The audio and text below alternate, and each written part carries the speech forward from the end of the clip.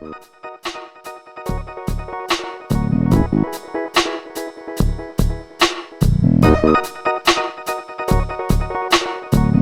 Developer Podcast.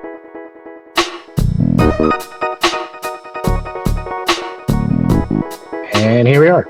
Welcome back to the 1x Developer Podcast, everybody. It's me, Colin. And me, Brendan. Is my connection good? I feel like I just had a little. You seem okay. A little bit okay, cool. If I like move really fast, am I like leaving trails? is it like a strobe light thing, or is it like, am I 60 FPS? You look okay to me. I don't know about 60 FPS, but yeah, you look all right. You're not leaving artifacts as you move.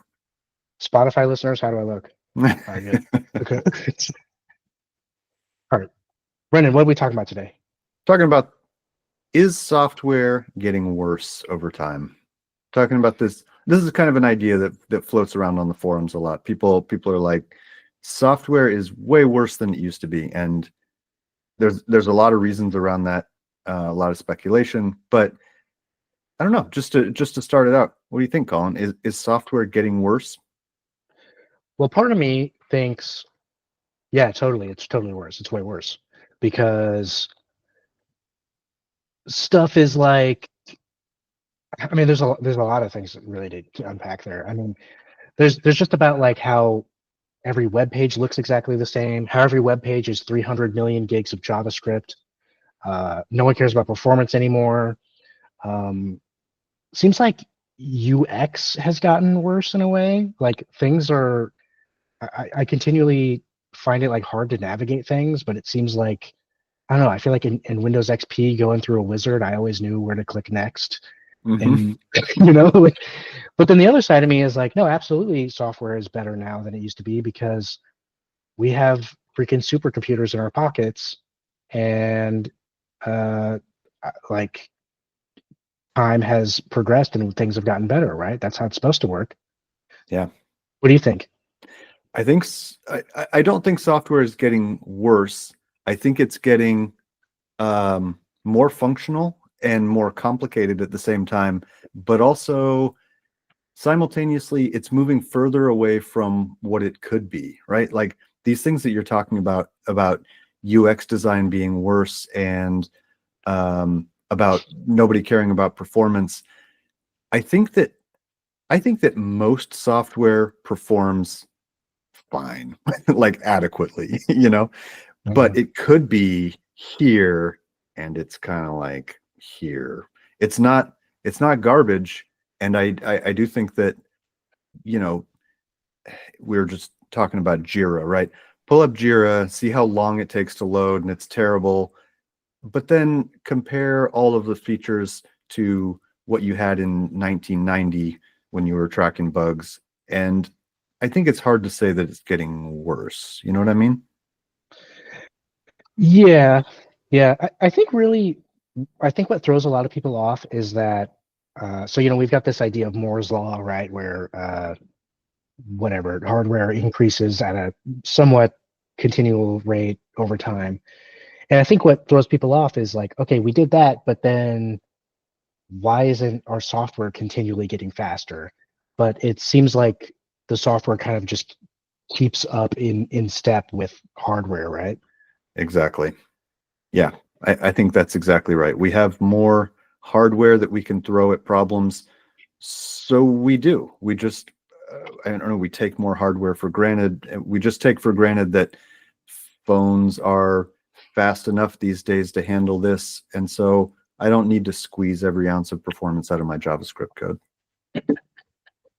Yeah, but like from a web perspective, at least, I feel like that's kind of, I mean, of course there's limits, right? Like we can't expect, like we expect our users to have some amount of performance on their side of things, but it does kind of suck that like if your web page, and I'm talking about like, I don't know, I feel like Apple's website where it's just like there's like shit zoom in, it's like, there's widgets, there's animations, there's like all these stuff going on, and like I'm on my freaking Pentium 2 trying to buy a new MacBook because I really need one, And it just seems like from a web perspective, like we should be trying to shoot for like the lowest common denominator with that kind of stuff, right? Yes. Yeah, I agree. I mean, have you recently in the last few years just written a basic HTML page with like a little bit of JavaScript functionality and seen how fast it loads? No framework, nothing crazy. Oh yeah. It's just like mind-blowing how fast some of this stuff could be. Oh yeah. But we just pile, I mean, a lot of it's ad related stuff, right? If we were just to yank that part out of it, I think our software would speed up immensely. No, that's something I actually have been wanting to do. Like I've been thinking it'd be cool to do a web project that's just like no framework, just JavaScript and HTML and CSS, and just build something like that just to see, just like for learning and like to keep myself like uh, thinking about things. But yeah, it's so you think enshittification is not real? Things are not getting worse. Um, I think it's I think it's difficult to say that software in general overall is getting worse than it was. I think it's the correct thing to say for me, I think, is that it's not nearly as good as it could be if we were paying attention to performance and stuff like that. I think that makes sense. Yeah. I mean, another area where I see people talk about enshittification is like privacy. I think really privacy has gotten worse, right? 100%. Like everything is tracking you now. I was listening to something recently.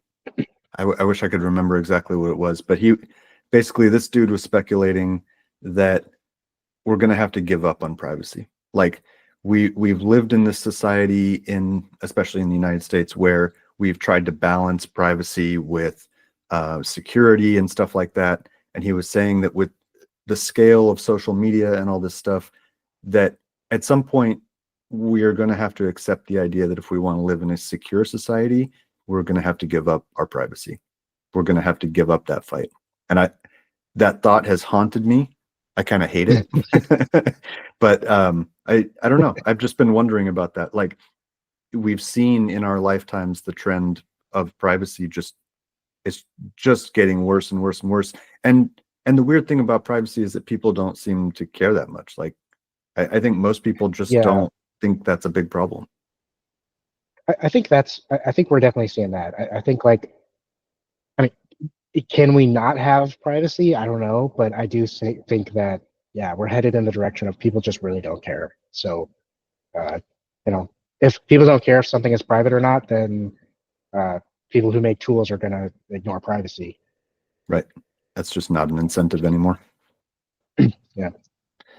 But here's the thing, though. So looking at this, I'm looking at the Wikipedia page on enshittification, and this process that he was describing by the original origin of the term, where Who's he?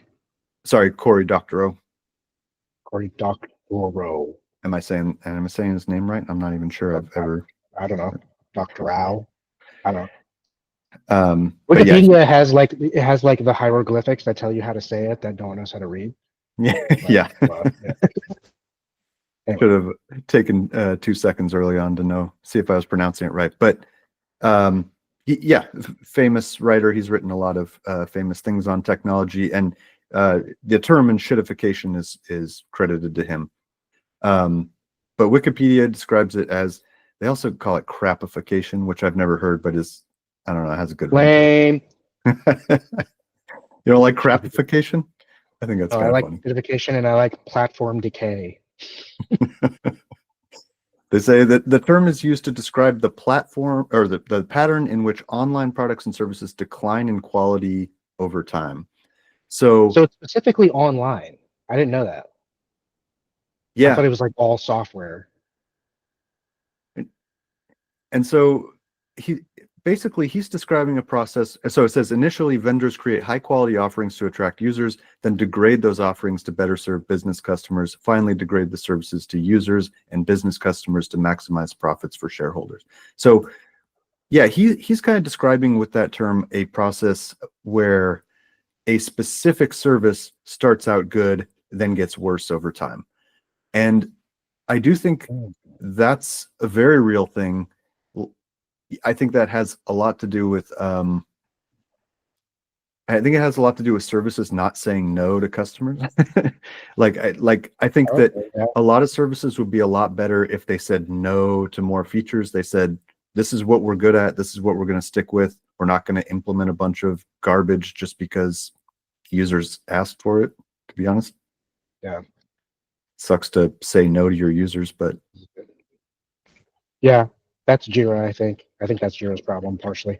But exactly. that's crazy to me because I was thinking, I thought this whole time enshittification was what we were talking about, just in terms of software getting worse, right? Like enshittification really is when they like squeeze on like the platform that the community that they built by being good, right? Yeah. What's like a big example of that? I feel like there's a big one, like where they had this thing that was free and it was really good. I guess, I mean, that's kind of like Google's whole thing, right? Like, oh, Google search is free and everyone uses it and it's super great.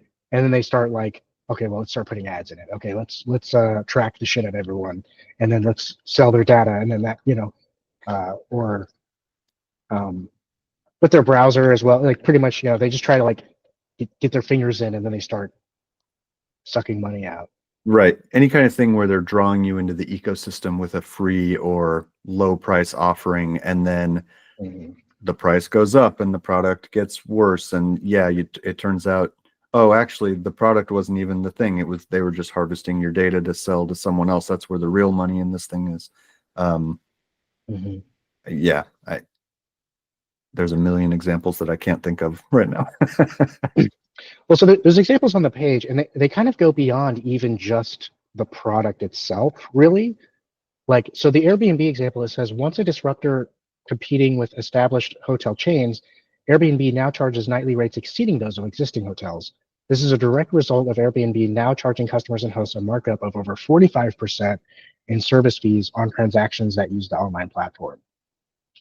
And that's something that I find interesting to think about. Like, I mean, Uber, I think Uber's on here as well. Yeah. Like, because people criticize Uber a lot too, how it's like, nowadays it's almost just cost the same as a taxi. It's like we just have non-unionized taxi drivers. Is Right. really all the disruption that Uber did. And that's almost like a whole other just cultural thing to talk about. I saw a tweet recently that was really funny. I should have pulled it up, but it was like, which is your favorite tech innovation? Illegal taxi service, illegal hotel chain. They had a list of like 4 or 5. It's like, you're just doing the same thing that already existed, except working around all of the regulations that keep those industries in check. Yeah. Well, okay. While we're talking about memes, I saw, so it's the clip of Donnie Darko. Okay, someone told me once to never describe a meme image because you always sound like an idiot, but I'm gonna do it anyway. Like, so it's that scene from Donnie Darko where he's talking to the therapist, and the original scene is he's like, I have a new friend, and she says, real or imaginary, and he says, imaginary. But so they edited it so it's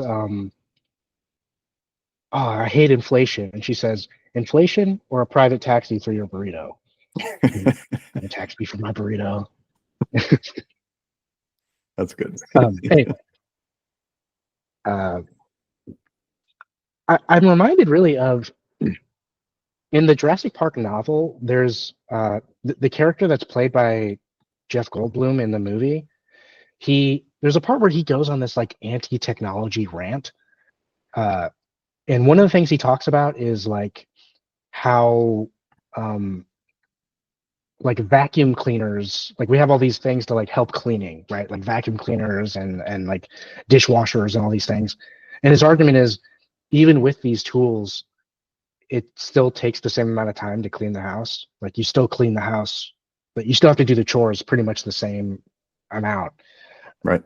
Which really stuck with me because, like, first of all, I don't know if that's really true. I can't really say because I kind of had all those things my whole life. Dishwashers definitely are cool. They definitely save you time. I mean, you've had all those things, but think about like, no, I think this is 100% true. Think about what's happened in your lifetime that promised to save you so much time, right? Think about your phone, right? It was supposed, you now have, when you were younger, you grew up without a phone, right? Yeah. Yeah. I So mean, I had a flip phone when I was like, I think I got my first phone when I was like 13. just having access to all, yeah, to a smartphone and to all the apps, that was supposed to save us so much time, right? You can, yeah, all the things we were just talking about. You can order your groceries. You can, you have the entire Wikipedia. Like, you don't need to go to the library anymore. You can just look it up on the internet. Why don't we have, like, why are we still clamoring for free time? You know what I mean? Why didn't that solve all of our time problems now that we have apps that we can do that with? I just feel like there's always this kind of thing of apps promising to save time. And I think what happens is that the standards are raised, right? So you have a vacuum cleaner saves you time, but then the standards of what it means to have a clean house start to rise. And so you spend more time vacuuming. That's true, but I think that's kind of what stuck with me about that is I feel like partially he's misunderstanding what these tools are for, right? Like, is a vacuum supposed to save you time, or is it supposed to make your carpet more clean than it ever would have been without a vacuum? Hmm. You know what I mean? Like, I feel like that too. I mean, like, were phones supposed to save us time? I mean, I think they were supposed to give us all this access to information, which, like, I mean, the core of what you're saying is right. I mean, like, it's arguable whether or not that's even a good thing that we have smartphones at all. But I don't know. It seems like it kind of depends on how you contextualize it. Like, I forget the name of the guy. There was this somewhat prominent YouTuber, Technology Connections, I think he's called, where he made this video about dishwashers and just talking basically everything about dishwashers, which is insane. But one thing he was saying is that he had a lot of people responding to that, saying like, dishwashers suck because I can wash my dishes way faster than a dishwasher can. And he was like, I think you guys are like missing the idea is that the dishwasher can do the dishes while you're doing other things. Mm-hmm. Not supposed to be faster. Like, yeah, anybody can do it faster than the dishwasher. Like, if you have people coming over and you need to do dishes immediately, you should just wash them by hand real quick and dry them. That's obviously, but like, the cool thing about a dishwasher is you load it and then you like go do other things. So I don't know. I think it depends on how you view like what the product offering actually is. I think the promise there still, though, is that it'll save you time by letting you do other stuff while it does the dishes, right? I think the promise there is still the same, that you're going to be able to get more done because the dishwasher is doing its thing while you're doing other chores. Right. But okay, there's something else that popped in my head. Speaking of dishwashers, I'm really into dishwashers today. I don't know why, but there was a commercial I saw. I wish I remember the brand because it pissed me off. Like, there was this commercial about this new dishwasher that's like uses less water, and so, which is great. But in the commercial, they say the narrator is like, "Oh, go ahead and do that partial load because we use 11% less water or whatever," and it's like, no, don't do a full load like you normally would. Like, it doesn't save 11% water if you're filling it up halfway all the time, right? You're Right. using more water now because like that. Just the framing of that was just made me so annoyed. Like, and I think that's what we're talking about, really, right? With enshittification, like, oh, it uses 11% water, so I can just run it all the time. I can put one thing in there. Like, no, it's 11% if you continue to use it as if you were wasting a ton of water. Yeah. Yes. I really think there's something Like, I think that's at the root of this idea that software is getting worse, or just that it's not as good as it could be, is just that, yeah, when you have resources to waste, you end up wasting resources. When resources are plentiful and you don't have to think about them, you don't think about them. And like, how crazy would it be if we treated memory as a scarce resource these days? How much faster would our software be if we treated memory and processing power as these kind of if we tried to squeeze every ounce of processing power out of them, instead of just being like, I don't know, I'm going to buy a nuclear power plant to power my AI thing. Yeah. No, it absolutely, it's crazy to think about. And I think to bring it back to software a little bit more, like to software development, I mean, I think a big part of this is people have sort of a like nostalgia kind of rose-tinted glasses a little bit, looking at early programming.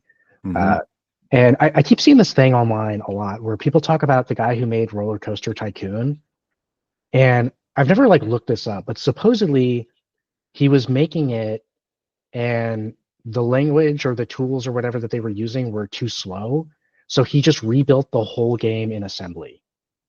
And I know that part is true, at least. It's Sawyer wrote 99% of the code for Roller Coaster Tycoon in x86 assembly language, with the remaining 1% written in C. And so supposedly that was just purely a performance thing. Like, it just wasn't as fast as he wanted it to be, so he wrote it in assembly. And it's like, that's so nuts, and that's such a like obsession with performance that you just don't really see, or at least not in the same way. It feels like you don't see it anymore. And I think that's part of what, when people bring up enshittification, they're talking about like, man, look at what we used to do. Look at what we used to be able to do. People don't even know about assembly language. Like, most people wouldn't even be able to recognize it at this point. Like, it's just, I don't know. I think that's where a lot of this comes from. Yeah. That's a really interesting example too, because so he squeezed every little bit of performance by doing hand written assembly, right? But he also lost something in the process, which is portability. Roller Coaster Tycoon, I don't know if it runs on other platforms at this point, if someone had to port it, but like, there's a reason that we have C, and that's so that you can write it once and deploy it to other architectures that are not x86. That's very true. Yeah. But yeah, I agree 100% with the rose tinted glasses. I think I don't think that was fun for, I don't know. Maybe there's a certain kind of mindset that was fun for, to try to like really optimize every last little thing.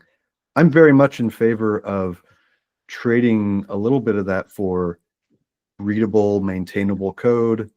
I'm not opposed to like a language like Python, where you're giving up some performance in exchange for, having things be much more readable and portable. At the same time, we could do better. And maybe a big part of it is just people have never had to do that. You know what I mean? Maybe some people, a lot of newer programmers, don't even realize they're giving up performance. They just think like, I don't know, if I want to make something, I make an Electron app.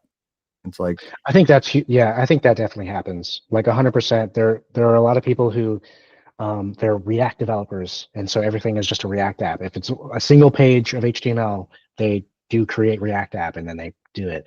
And I'm guilty of, I've done that before, where I'm like, hey, this is the thing I know, I'm gonna just do that and throw it together. But I think there's definitely part of that where it's like, you're using what you know, and that's probably fine most of the time. But we would all be better if we knew how to like strip things down when it's reasonable to do so. Yeah, I think just learning a little bit of programming in C, a little bit, just to like learn, oh, so like that's what's going on under the hood when I declare a variable in Python or whatever. Like, there's to understand what's even happening at the lower levels, because I think a lot of people just have never had to think about that. And like you said, in most cases, it's just fine. You don't need to squeeze every ounce of performance out of every single program you write. Yeah. Sorry, I went down a rabbit hole. Look, I went from enshittification to brain rot, and now I'm looking at all the brain rot terms. Are you familiar with brain rot? Yeah, it was the word of the year for 2024. Okay, based. So yeah, now I'm looking at there's just a list of the brain rot terms: skibbity, riz, gyat. We need to start working one of these into each episode, probably. Does the algorithm prioritize videos that say Riz? I don't know. Give me some more brain rot terms. So there's skibbity, riz, gyat, phantom tax, sigma, and delulu, which I never heard before. That means delusional. Delulu. Oh, okay. I've gotten to the age where saying that stuff makes me feel silly. It's, Oh yeah. I just feel like I might as well get frosted tips. So I have, I mean, I have a thing where like, so I'm 30, right? Like I'm not cool anymore. I'm 31. I just turned 31 actually. So like, the thing is, I look at it and I'm like, are these words dumber than the words I used? Because these sound really dumb. But also, it's like the people who use them kind of know they're dumb, right? It's kind of an ironic thing. I don't know. It just Yeah. makes you wonder. Because I mean, swag was dumb. That was a dumb word that we said. And you know, Soldier Boy was, you know, wearing size 30 XL clothes. I mean, yeah. I mean, who knows? No, I think that's just a cycle. I think every generation comes up with its lingo to separate it from the generation before, and I think they always sound dumb to the previous generation.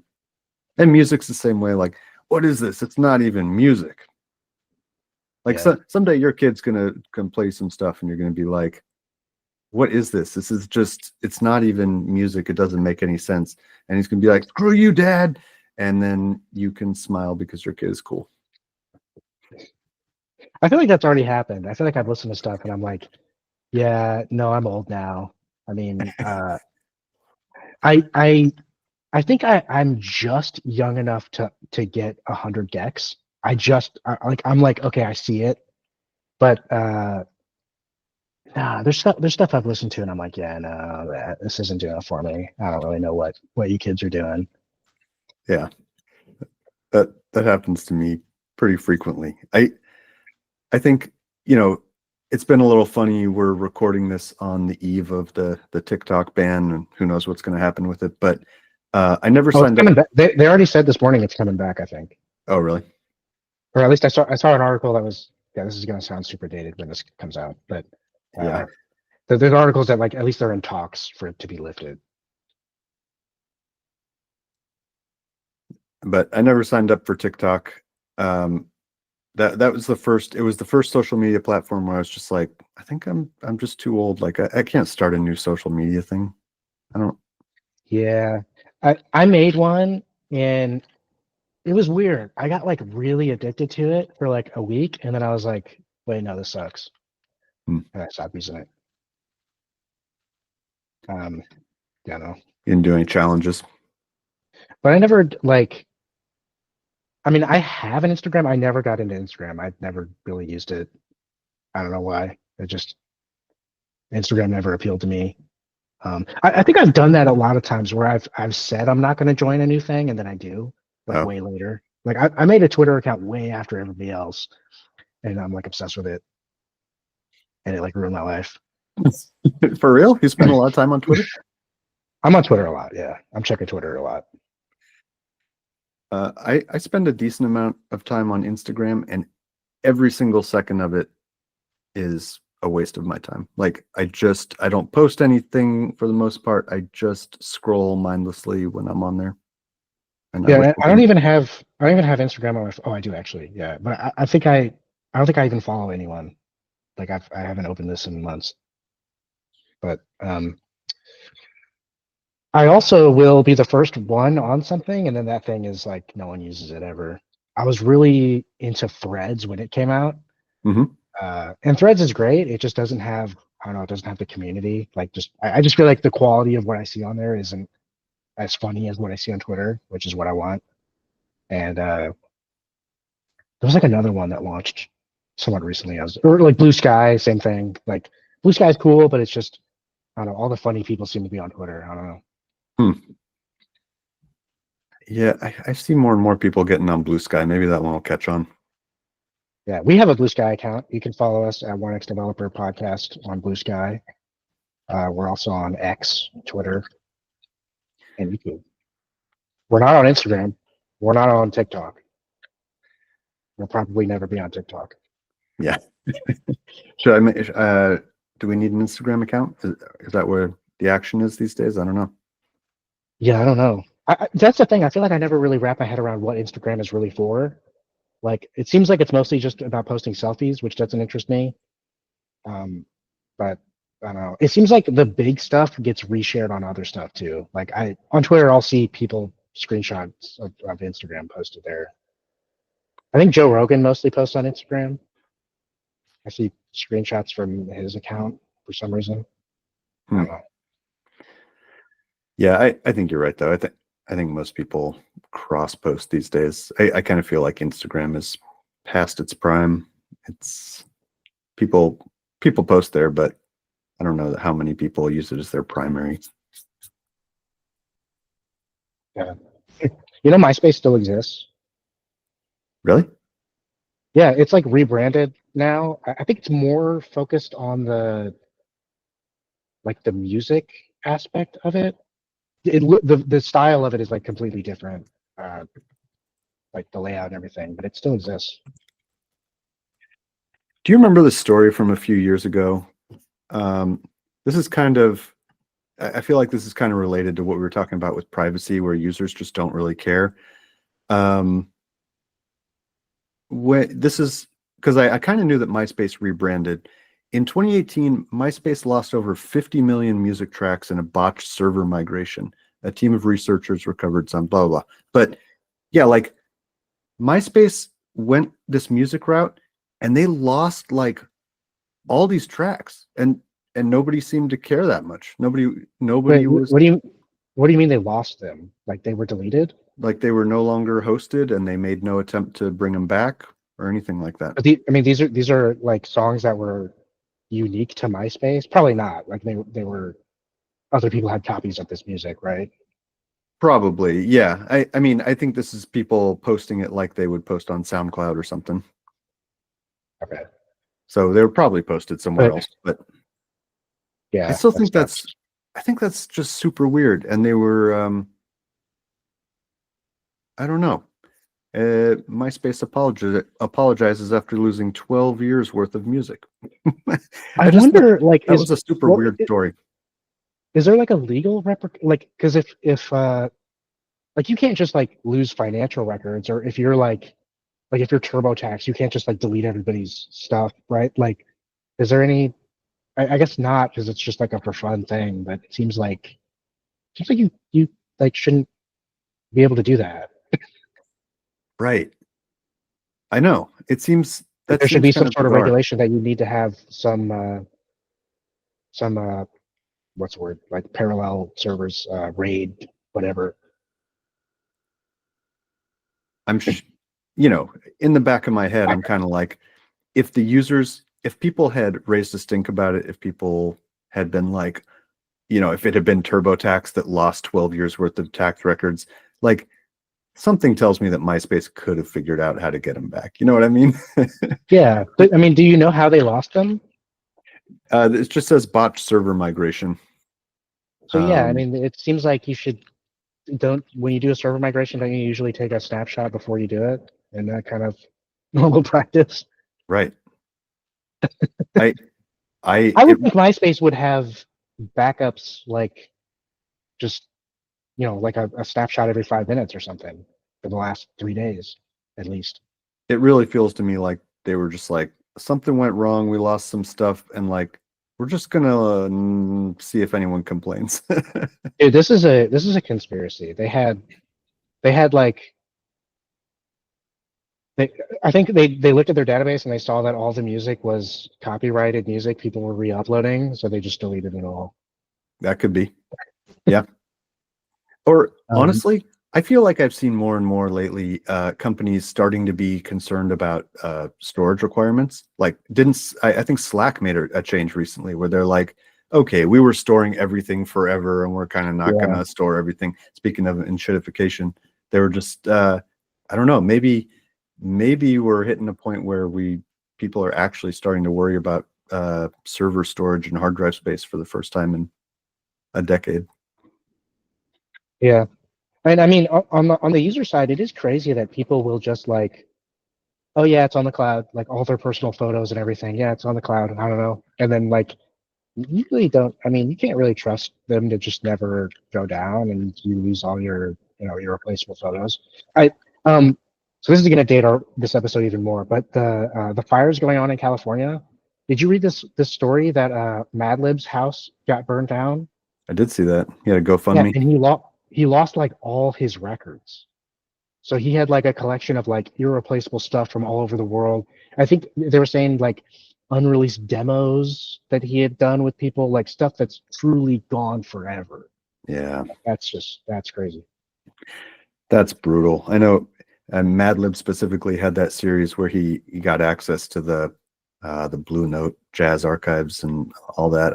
I kind of was wondering about that stuff when I heard about his records. I was like, I don't know if he had. Yeah, he must have had irreplaceable stuff in there. Yeah. That's brutal. Yeah. So do you have anything like any technology stuff that you think is just like straight up worse than what it replaces? Like I'll say, and I mean, I've never used one, so I don't know, but I've just never got an e-reader. I read physical books. I've always done it, and I just like I'm not like against e-readers, but it's just like I'm not gonna go buy one anytime soon. Yeah. I think the big advantage there that I think a lot of people like is just the space, right? Yeah. They don't like having a million physical books. Yeah, I think you save money too, probably. But I don't know. I read physical books, dude. It's just I don't know. I can't imagine myself looking at it. I think a big part of what I like about reading is that it's not on a screen. Yeah.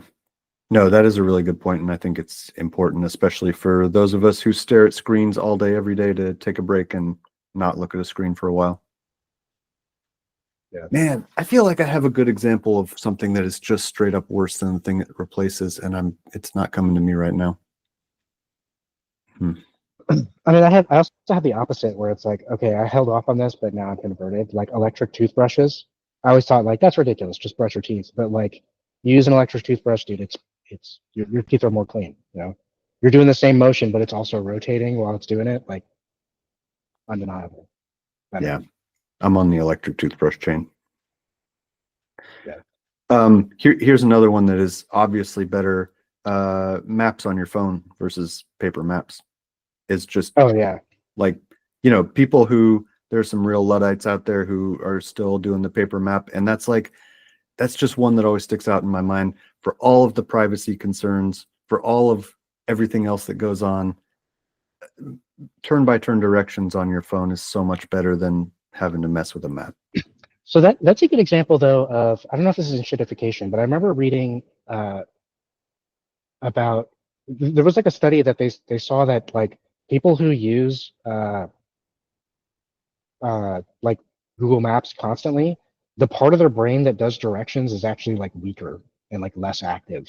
Oh. And like it really truly replaces your ability to navigate on your own. There was this thing. Have you ever heard about the taxi drivers in London? I think it is. Like being a taxi driver in London is like you have to go through like this rigorous training process, and you basically have to be from there because the roads are just so completely nonsensical the way they're laid out. There's so many of them. Like you just have to know where Worcester Road Lane is, and you just have to know how to get there. the roads just go all crazy. So Yeah. like they've done studies on these guys, like London taxi drivers, and like that part of their brain is like supercharged, like they're geniuses when it comes to navigation. Interesting. Yeah, I have heard that about London taxi driver brain. it's like years worth of study, right? Before you Yeah. can be a certified London cabbie. Yeah, and it's like I don't know if that's even worth it, but it's that's how they did it. And yeah, it takes you got to do a lot of driving. I think it's almost like being a pilot. You have to have like so many hours in before you can do it. Right. Yeah, that's kind of crazy. It reduces your ability to navigate on your own. I mean, I don't doubt that for a second. That seems, I'm sure there are parts of our brain that are atrophying because we're not using them. I definitely feel like when I was a kid, I could spell pretty good, and now it's like if I'm not using spell check, I'm just throwing letters down that don't even make sense. Really? Yeah, I feel like my spelling is way significantly worse than it used to be. Oh, wow. It may or may not be spell check, autocorrect, but it just, I feel like that's a common complaint that people have about, working with the youths these days when they're like, I work with all these young people and none of them can spell anything. I mean, that makes sense, right? Like they never really had to learn how to spell. Yeah. I'm sure that you and I are worse at navigating streets and stuff, with or without the use of phones. Like, I'm sure that you and I are worse at it than our dads were, just because they had to do it more often, Yeah. Well, my dad actually drove a UPS truck for like 20 years. So yeah, he can find his way around. Yeah, you're definitely worse than him. Yeah.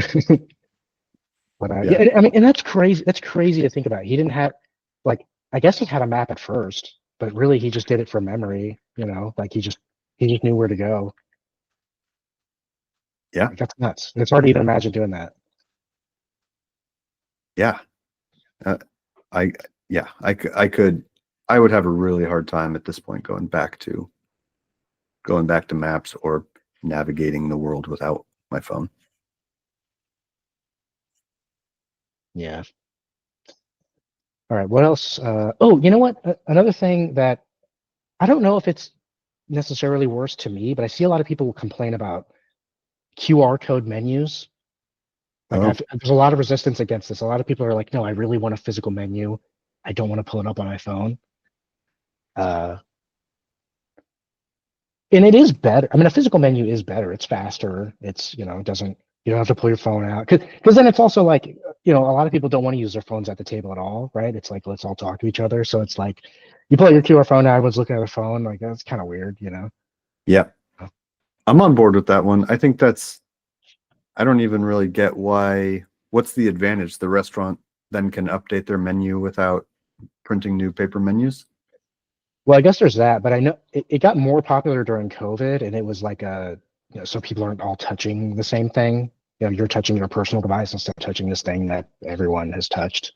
Which, okay, I guess, I'm 100% on board with that. With bringing back physical menus, that seems like to me that seems like an idea where it's like, how can we use a phone? How can we seem modern by integrating the phone into it? And it's like the old thing was just fine.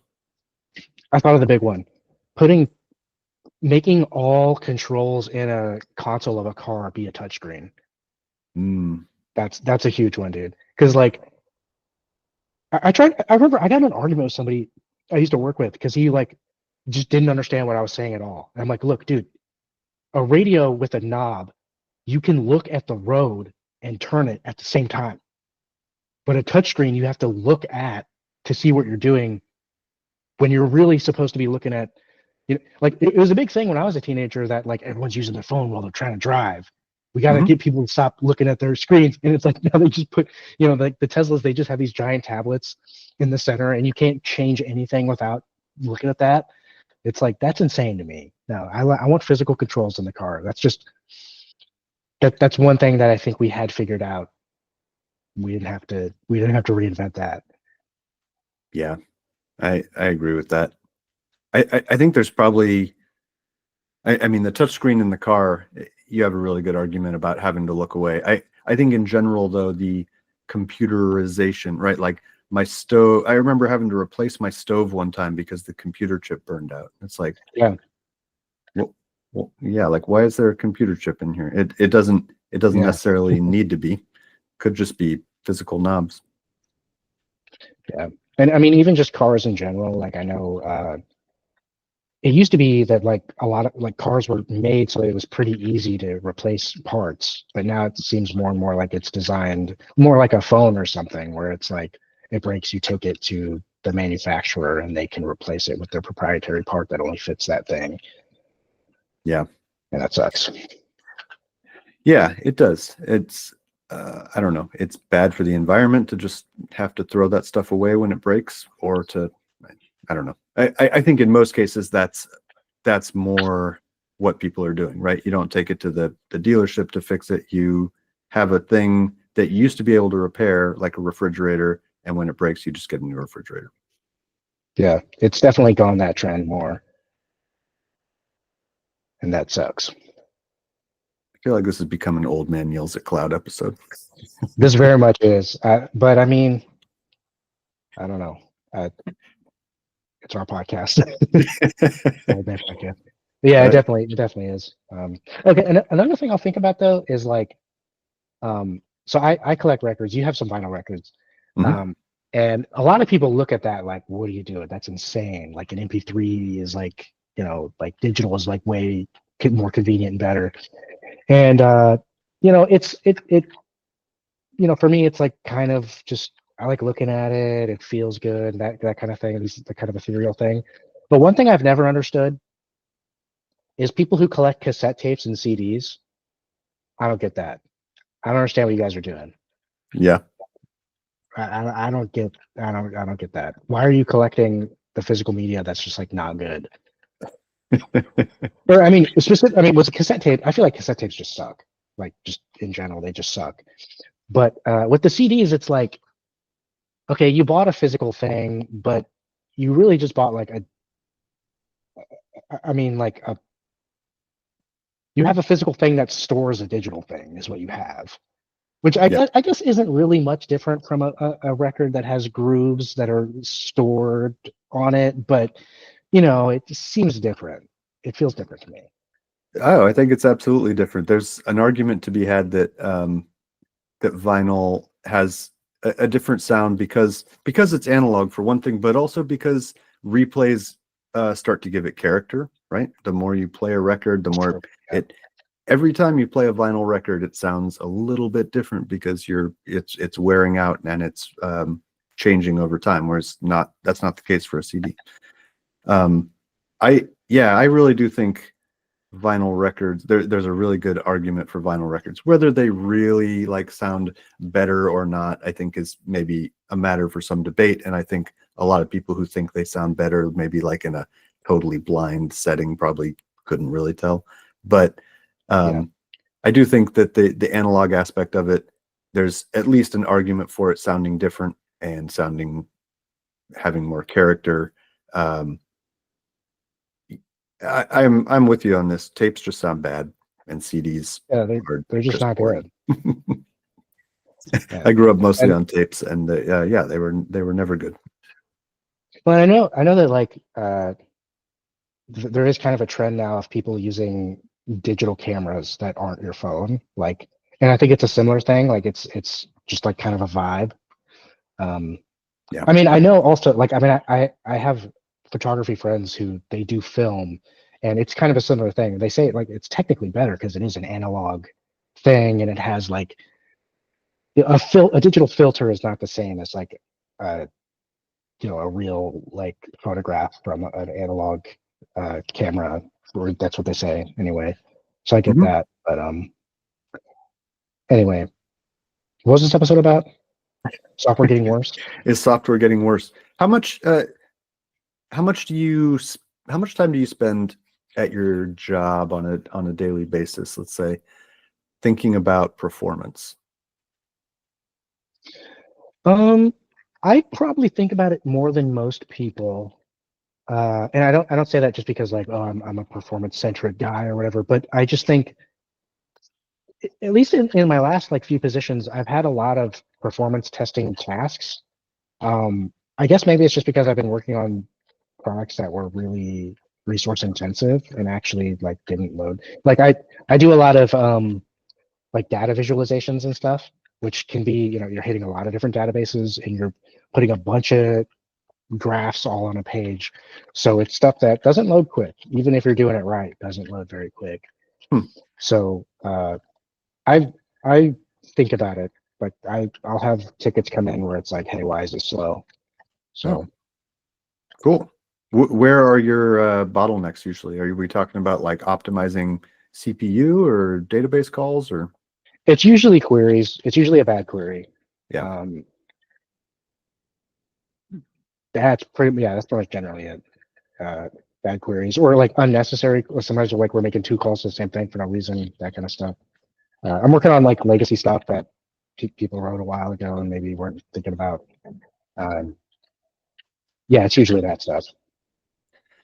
Yeah, when we were talking about this episode, I was thinking you and I both work in kind of web-based environments, and I think this is one of the reasons that there's a feeling that software's gotten worse is because so much stuff has become web-based, and when you're a developer in web-based stuff, the bottleneck is almost never the CPU, right? Like the Yeah, time it takes to do a network call and a database query just dwarfs any kind of like optimizations that you could do about L1 cache on the CPU or whatever. And so that it's the same for me. Almost every performance issue is a database thing. Um, Rarely it might be like a network thing that we could optimize the page to send less data down or something. But yeah, I think that's part of why I spend 0% of my time thinking about CPU and RAM generally. It's just almost never the yeah, problem. yeah. No, I'm never thinking about that stuff. Uh, I have had things with, now I think about it, like, with like, I had to provision like more instances of a Lambda function, because we're all on the microservices train, where I'm at right now. So stuff like that. But yeah, it's really not like resource, like it's not, uh, I'm using too much CPU or whatever usually. Yeah, I get the feeling that that's part of a broader trend. So much of development happens in web-based environments, and um, yeah, again, maybe it would do us a little bit of good if we, developers like you and I spent a little more time thinking about CPU stuff. I don't know, maybe not. I'm not sure how much more performance I could really get out of my stuff by focusing on CPU. Yeah. And there's a lot of talk about this performance stuff just in video games in general. Like a lot of people, there's definitely a noticeable trend of games getting bigger in terms of space. Like Mm. new games now are like 100 gigs. And I mean, I don't really know how much, because I don't, I've never worked in like any AAA game stuff at all. And I've only done some like little, like hobby gaming stuff. But the criticism that a lot of people make, whether this is founded or not, is that the games just aren't optimized. Like they're just not.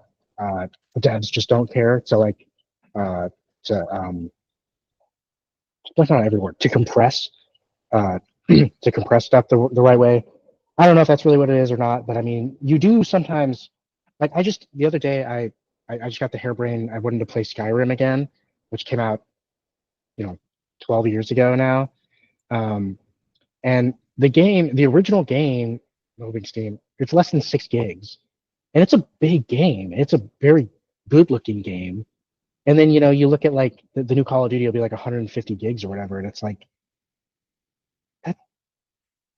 I realize there's a decade in between there, but still, like, seems like we shouldn't have to do that. I don't know. Yeah, I yeah, that one's hard.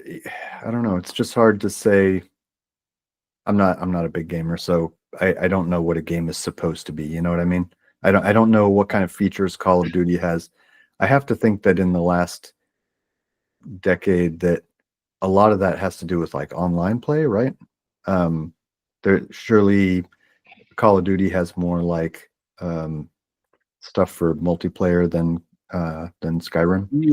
Yeah, definitely, 100%. I mean, that's a single player game versus, Call of Duty is primarily a multiplayer game. But I don't think that stuff takes up a lot of space. I think space is mostly assets, like, character models and stuff.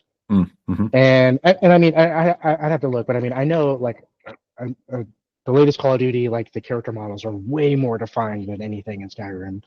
So some of it's understandable, but it just seems like, I don't know, maybe it is just me being old, but like more than 100 gigs for a video game is just kind of insane. It sounds like a lot.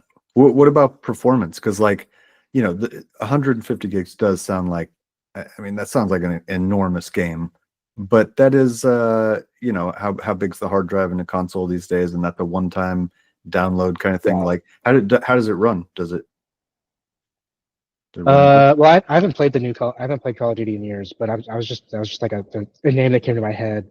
But like, um, I think they probably run pretty good, but I think I've seen people complain about that too. Like games just don't run as good as people think they should. Uh, a thing that happens a lot is a game will come out on PlayStation, and then it comes out on PC, and the PC version runs like complete shit, and that's just straight up an optimization. I mean, it has to be an optimization thing, right? Because people with like more like most PC gamers have like a stronger PC hardware than PlayStation has, right? Yeah. And it's running worse. So I mean, part of it is, it's hard to make a game that runs good on everybody's hardware, right? Like usually you'll see something like, oh, people with NVIDIA graphics cards are struggling specifically, or something like that. But still, that's something you see. And I don't know. I'm not going to say the devs are lazy, but it's something I see people talk about online. Yeah. All I know is The Legend of Zelda used to run really slow when there were too many sprites on the screen. Original Zelda? Like the Legend of Zelda. Yeah, I don't know. One thing I'll say is I remember loading screens being like insane. I remember games taking forever to load between just single player games, just going from one place to another. And that with SSDs, that's pretty much not a thing anymore. Oh, really? Yeah, like a new area will just load right up. Like I remember hearing once that some modern games actually make the loading screen, they artificially make the loading screens take longer because basically they need to display a loading screen because it takes a second for it to load. But if it's actually just loading time that they display the loading screen, it'll just like flash and it like looks weird, right? It's like what just happened. Yeah. So they'll make it stay for like 2 or 3 seconds, so it's like the player knows what just happened. That's kind of funny. That actually makes a lot of sense. Yeah, you'd be like, what was that? Was that supposed to happen? Yeah. I don't know what games specifically do that, or that might even be just a rumor, but I know I've heard that before. And a lot of games like hide the loading screens. Like usually, if you're on an elevator in a game, that's loading the next floor, like while you're in the elevator. So that's why, like in the original Mass Effect, I remember the elevators wouldn't even take you that far. It would only go like just a little bit, but it would move so slowly, and like I think it would even get stuck because it's just loading the next thing. That's pretty smart, actually. I mean, that's very clever. Yeah, it's cool. Anyway, is there anything else you want to talk about with software being bad and terrible and not as good as it used to be? No, I think that's it. That's interesting to think about. I think it's always a little bit hard. It's a little bit dicey to criticize like a specific piece of software. You know what I mean? Yeah. You don't know a lot of times what constraints they're working on unless you were on the team that was making the thing. It's always a little dicey, but I don't know. Yeah, my feeling is that we have way more features than we used to. things are not as fast as they could be. Both things can be true Yeah. at the same time. I agree. Yeah. There's probably good reasons for things to be the way they are. And they might not even be software related or computer related at all. You know, Mm-hmm. we've all worked on projects where it's like, I don't know, so and so was hell bent on that was the direction we were going. So that's what we did. Yep. And we did the best we could with what we had. Okay. Whose side do you want? I'm excited for this one. Okay. This is something I just learned about.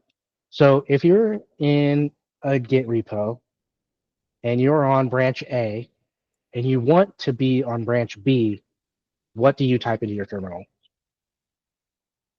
Git checkout branch B. Yeah. So this is not a trick question. That I also would type that. I just found out that there's a command called git switch that does that.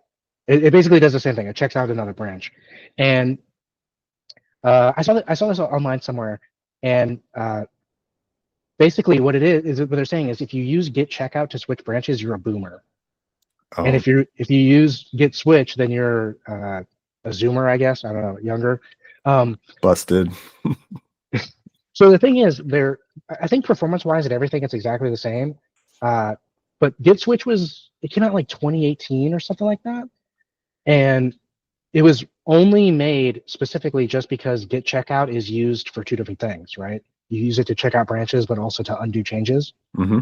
So git switch was introduced as like, okay, this is just a command that just switches branches, and then git checkout undoes things, which is a good design choice, I think, right? That makes sense. Yeah. But I had no idea I was a boomer for using git checkout. I had no idea either. I'm learning this right now. What's the command to create a branch with git switch? Because I use git checkout -b to create a new branch. So I think it's git switch -c. I don't know if -c is new or if that already existed. Yeah, -c is a new branch. Okay. So git switch -c branch name. You'll go to a new branch. And git checkout, even more than undoing changes, it's used to like check out a specific commit, right? So you would still do that with git checkout. With git switch, you mean? Well, I think what you're saying is switch is for branches, checkout is for commits, right?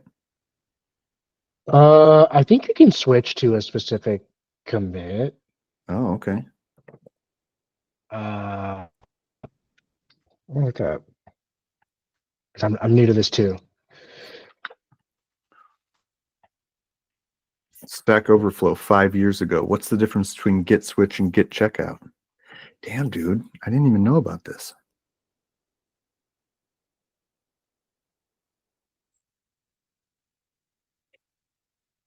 Yeah, so I believe git switch works like exactly the same as git checkout when switching branches.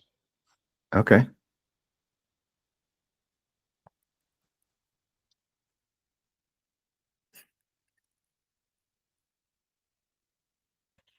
Oh, there's a git switch detach commit, which I think will put you at a certain specific commit.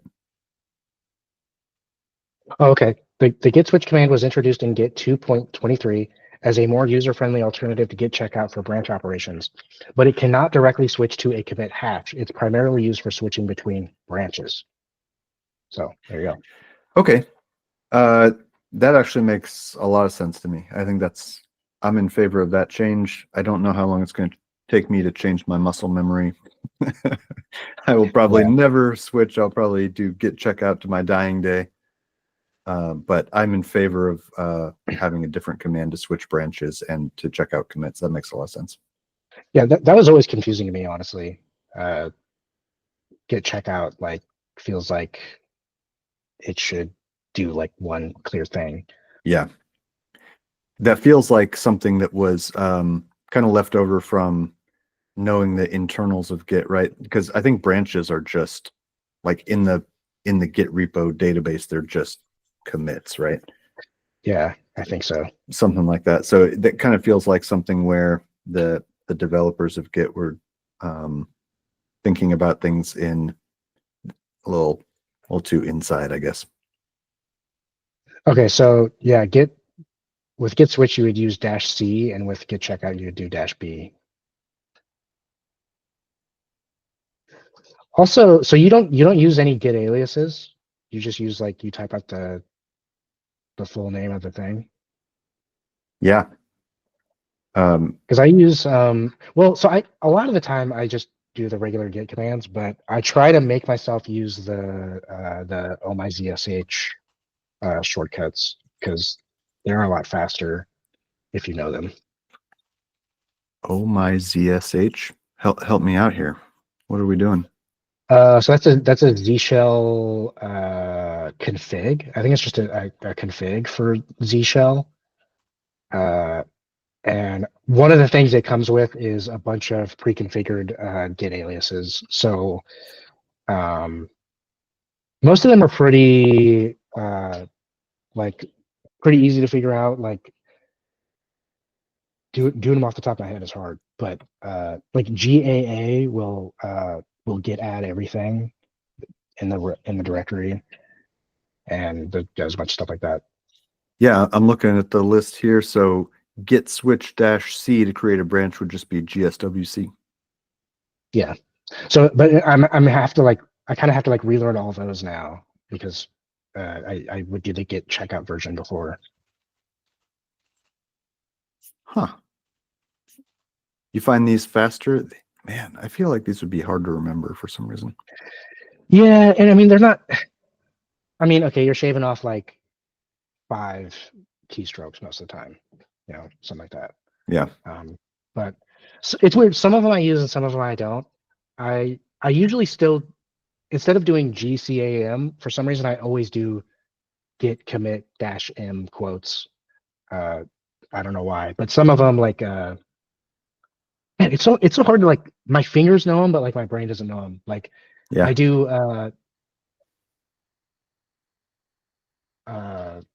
like I'll switch branches using the alias. I think is that GB? This is so weird. I use these all day. No, it's not GB. That's git bisect.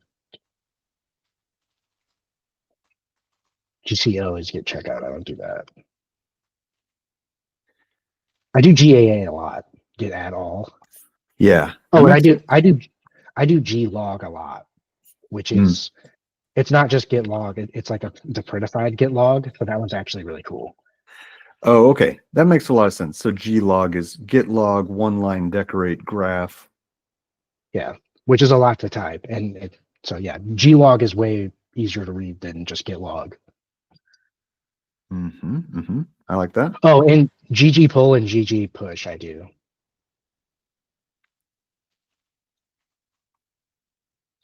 Oh, okay. So there's gg pull and push have like an implied current branch. Yeah, that makes sense.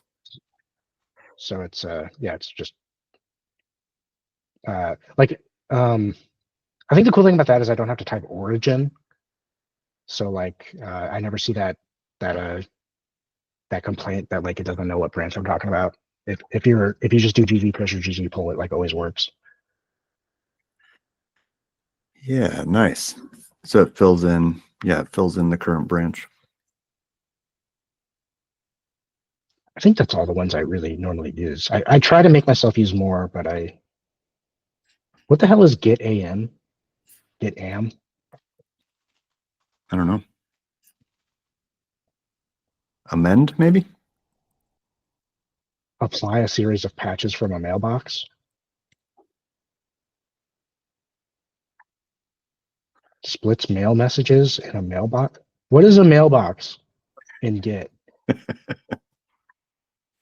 I'm getting the feeling reading through these that I haven't had in a long time, which is that I learned like the 5 Git messages or Git commands that I needed, and then like stopped learning about it. Yeah. I maybe I need to, as evidenced by the fact that I had no idea git switch was even a command. Maybe I need to spend some time and get familiar with modern Git. But no, I mean it. I saw like it was a thing online. Like some people were like, "Yeah, you're a boomer if you use this," and a lot of people were like, "Yeah, I use git checkout. I don't know what git switch does. I don't need it. I don't need it. So I don't use it." Oh, GST, I do that all day. Git status, GST. Oh yeah.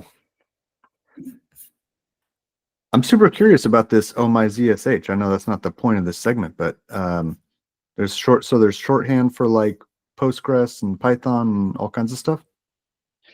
Yeah, I think I mostly the main benefit I get out of it is the Git aliases. But yeah, I it's pretty much a must-have for me. And Z shell is cool because it's not like it's mostly the same to Bash. Like almost everything Bash works in Z shell. Okay.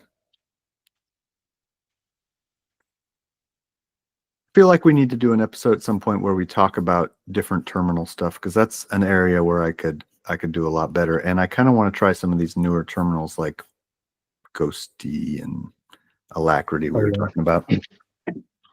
Yeah, or even just a segment about like we should do like a segment that's just like what our setups are. Like because this is something that I set up on any machine that I'm working on. So like yeah, this and I don't know what else. What are some things you need to have? Yeah, I feel like I feel like I could look at my list of homebrew installed packages and it would be the list of stuff to install.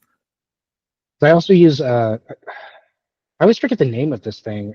I use something that lets me search my history, or I do like an autocomplete, like a Z shell autocomplete. Mm-hmm. Oh, and I also use this thing. Okay, I'm like going over time, but um, shit, I don't know what it's called. But it's the command is to do it is just the letter Z, and it searches all your directories. It basically does like a smart CD. So like, here, I'll just share. I think. Wow. Whole thing.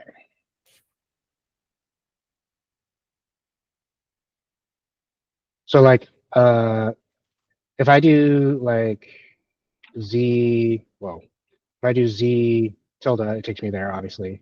But then if I I was just in, well, so let me show like I've got this crap in here, and then normally like okay, I want to go to my ray tracer challenge project, projects, what's in here, CD ray.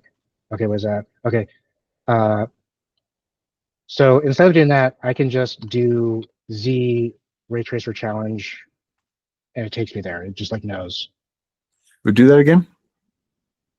Z, right? And then I'm tab completing. But like it's just Z. I mean, if I don't do that, if I just do Z ray tracer challenge Odin, it well I was already there, but yeah. I think I can also do Z hyphen. No, I can't. Tracer. No. Yeah.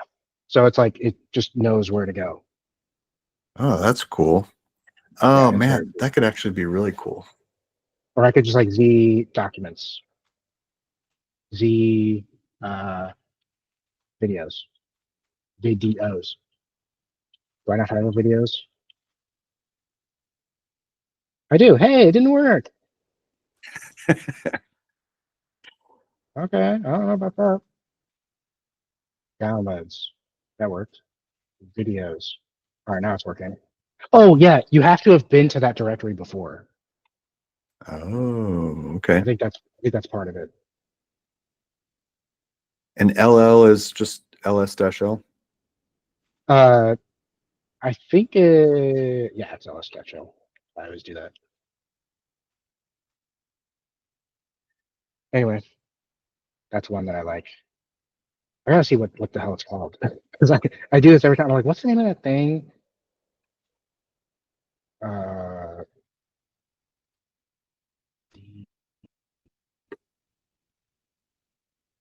Okay, it's ZSH-Z. Z Shell Z. I don't know what you call it really.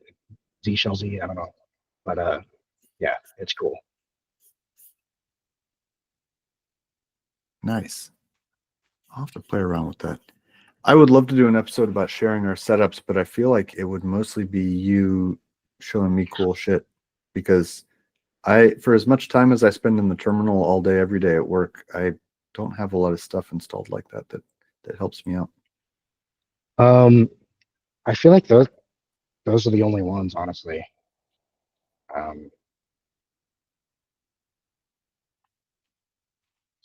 Yeah.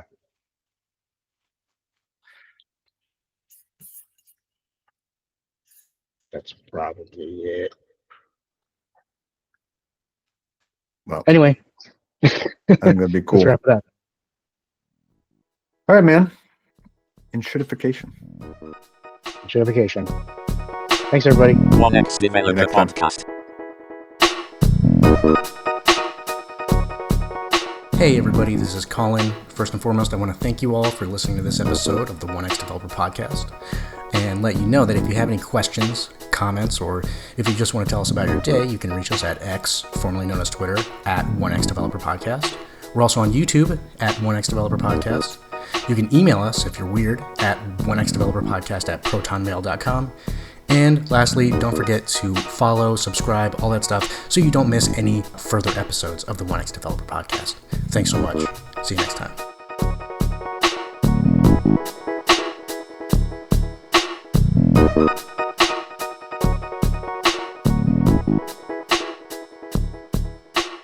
Thank you.